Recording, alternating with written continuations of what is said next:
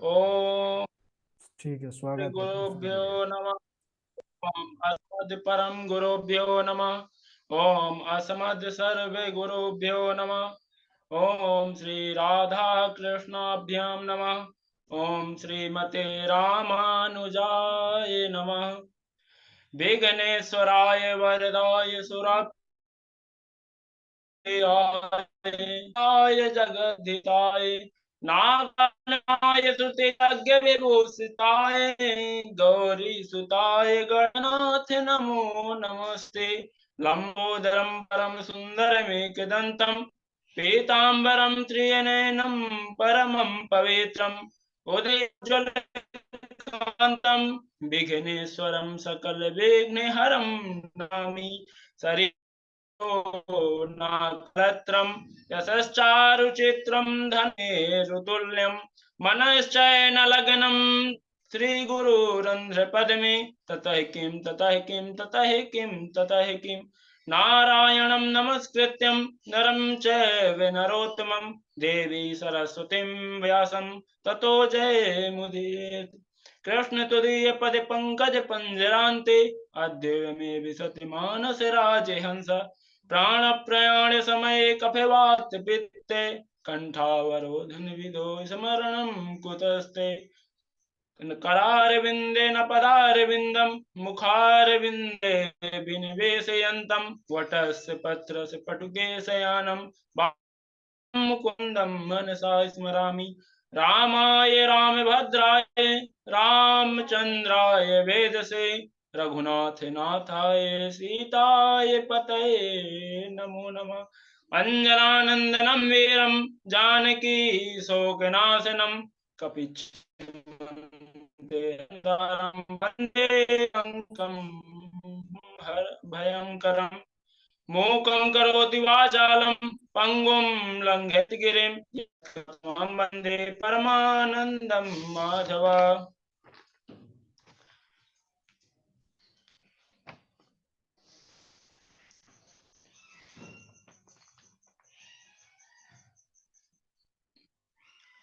सभी को राधे राधे। सभी को राधे राधे। हमारे रूम में जो बहन हमारे पिता तुल्य उनको प्रणाम है। मैं आज अपना पहला वक्तव्य देना जा रहा हूँ। जो भी त्रुटि हो उसे छोटा समझकर बाद में बता दीजिएगा। अनंत कोटि ब्रह्मांड नायक अचिंत कल्याण गुणगण निधान सर्वेश्वर सर्वाधिपति आकारण करुणा वर्णालय आकारण करुणा कारक सकल जन कल्यसाप हारक परात्पर परम ब्रह्म अनंत कोटि कंदर्भ दर्भ दलन पटियान निर्गुण निराकार सगुण साकार जगदैव बंधु करुणायक सिंधु सच्चिदानंद धन परमात्मा श्री कृष्ण एवं श्री राधा रानी के युगल चरण अरविंदों में दास का बारंबार प्रणाम है। समुपस्थित भगवत भक्त भागवत कथा अनुरागी सज्जनों भक्तिमयी मातृशक्ति भगनी बंधु सिया राम मैं सब जग जानी करहूं प्रणाम जोर जोग पानी। भागवतम इदम स्वरूपम भागवतम। जो भगवान का स्वरूप का साक्षात्कार कराता है उसे भागवत कहते हैं। तेनेयम वाग्मयी मूर्ति प्रत्यक्ष कृष्ण एवं यह श्रीमद् भागवत भगवान श्री कृष्ण की प्रत्यक्ष शब्दमयी मूर्ति है। भागवतम प्रोक्तम भागवतम। भगवान ने जिसका उपदेश दिया है जिसका ज्ञान दिया है उसे भागवत कहते हैं। भागवतम चरितम यस्मिन तद भागवत जिसमें हमारे राधा रानी और श्री कृष्ण भगवान के पवित्र चरित्रों का वर्णन हो उसे भागवत कहते हैं। भागवत्या श्री राधा गुप्त चरितम यस्मिन तद भागवतम जिसमें श्री राधा रानी के गुप्त चरित्र का वर्णन किया गया हो उसे भागवत कहते हैं। भागवतो श्री राधा कृष्णो इदम स्वरूपम भागवतम जिसमें श्री राधा कृष्ण के पावन चरित्र का वर्णन किया गया हो जो राधा कृष्ण के युगल स्वरूप है उसे भागवत कहते हैं। भक्ति ज्ञान विरागाणाम तत्वम यस्मिन् तद भागवतम, जिसमें भक्ति ज्ञान वैराग्य के तत्व का वर्णन किया गया हो, उसे भागवत कहते हैं। अथवा अथवा भागवत में 4 शब्द हैं, भा, गा, वा, ते। भा का मतलब होता है भासते सर्व वेदेषु, गा का गीयते नारदादवि, वा का वदन्ति त्रिषु लोकेषु, ता का तरन्ति भवसागरा। भा कीर्ति वाचको शब्दा, भा में भा अक्षर कीर्ति प्रदान करने वाला है, गा अक्षर ज्ञान देने वाला है, भा कीर्ति वाचको शब्द, गकारा ज्ञान वाचका, वकारा वैराग्य दश्चैव, तकारा संस्कृते तारका। भागवत में भा अक्षर जो है वो कीर्ति प्रदान करने वाला है, और जो गा अक्षर है ये हमें ज्ञान देने वाला है। जैसे गुरु जी हमको ज्ञान दे रहे हैं, इसी तरह ज्ञान देने वाला है।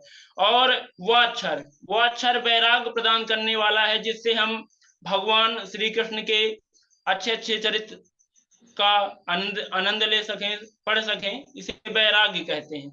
और ता होता है संसार से तारने वाला। संसार से तारने वाला मतलब हमको प्रभु से मिलाने वाला। सर्गस्य प्रतिसर्गस्य वंशो मनवंतराणि च, वंशाय चरितम च पुराणम पंचलक्षणम। महासोच में सृष्टि सूर्यचंद्र आदि के वंश का वर्णन, मनवंतर में होने वाले राजा तथा भगवान के भक्तों के वंश का वर्णन किया गया है। ऐसे 5 लक्षणों से युक्त ग्रंथ को पुराण कहते हैं, परंतु श्रीमद् भागवत में 10 लक्षण हैं, इसलिए इसे महापुराण कहते हैं।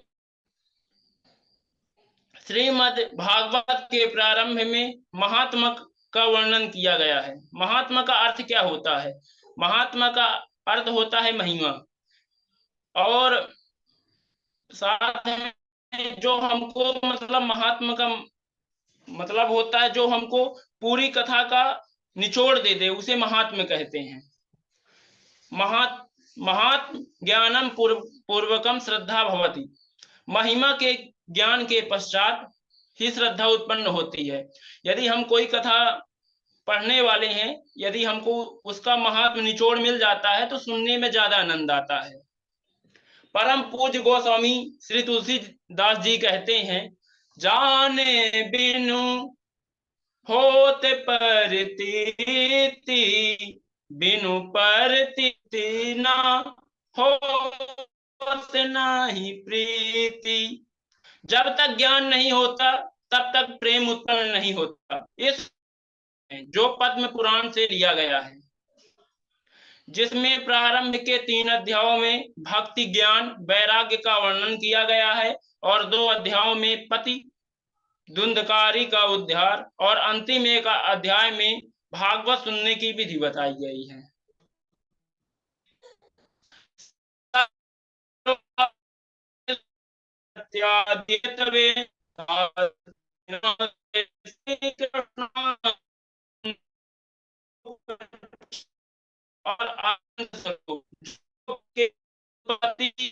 और संहार के एकमात्र हेतु है।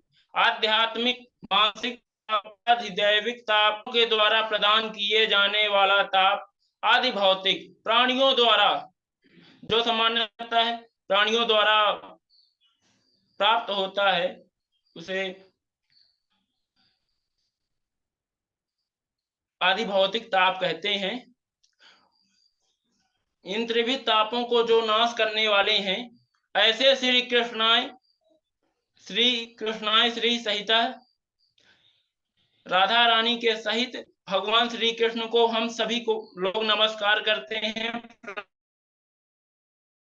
यम प्रवचनोपेत्यम द्वैपायनो तन्मयता सर्वोभिनेदुम एस्तम सर्वभूतम मुनितोस्मि। जिस समय श्री सुखदेव जी का उपनयन आदि संस्कार भी नहीं हुआ था, उस समय व्यस्त हो वन की ओर चल पड़े। उन्हें वन की ओर जाते देख उनके पिता वेद व्यास जी पुत्र मोह से व्यतीत हो उन्हें पुकारने लगे, हे बेटा, हे वत्स, हे पुत्र, मत जाओ, रुक जाओ। उस समय वृक्षों ने तन्मय होकर श्री सुखदेव जी से की तरफ से उत्तर दिया, हे वेद व्यास जी, आप अत्यंत ज्ञानी हैं और इस प्रकार पुत्र मोह से दुखी हो रहे हैं। हम अज्ञानी हैं, परंतु हमें देखो, प्रतिवर्ष हम में न जाने कितने फल लगते हैं, उत्पन्न होते हैं और नष्ट हो जाते हैं, परंतु हम दुखी नहीं होते। इसलिए आप भी दुख त्याग दीजिए, क्योंकि आत्म से श्री सुखदेव जी हम सबके हृदय में विराजमान हैं। ऐसे सर्वभूत हृदय श्री सुखदेव जी को मैं नमस्कार करता हूँ। सूत्यमासीना माभिवाद महामतिम तथा मृत रसास्वादम कुशला सोनको ब्रवीत विख्याता अति पुनीत साधक सिद्धिदाता। तीर्थों में श्रेष्ठ नैमिषारण्य जो अत्यंत पवित्र है और साधकों को सिद्धि प्रदान करने वाला है, ऐसे नैमिषारण्य तीर्थ में विराजमान परम विद्वान श्री सुत जी से कथा अमृत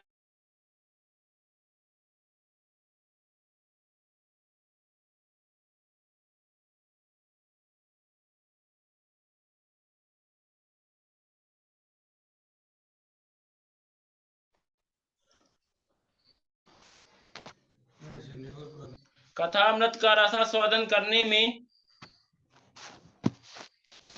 श्री सौनक जी ने कहा, अज्ञान ध्वंत विध्वंसा कोटि सूर्य समप्रभा सोताखी कथा सरम कर्ण रसायनम।